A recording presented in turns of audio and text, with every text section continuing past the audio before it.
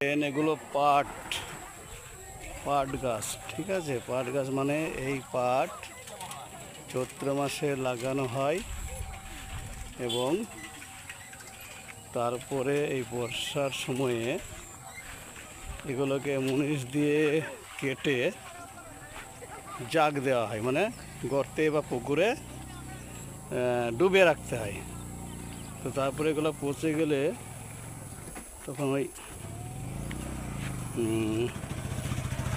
পাটের ছিলকাগুলো ছাড়িয়ে সেগুলো রৌদ্রে শুকানো হয় এবং সেগুলোকে বলে পাট। বাকি যে অংশটা পড়ে থাকে কাণ্ড, সেই কাণ্ডটা জ্বালানি হিসাবে বা অনেক কিছু কাজেই পাটকাঠি ব্যবহার বর্তমানে রয়েছে। তো এটা নদিয়ার রানীনগর মাঠের জমি। এগুলো সব পাট, ভালো করে দেখে নেন বিভাস, একটু কাছ থেকে দেখাই। এগুলো সাধারণত আমাদের পশ্চিমবঙ্গের নদিয়া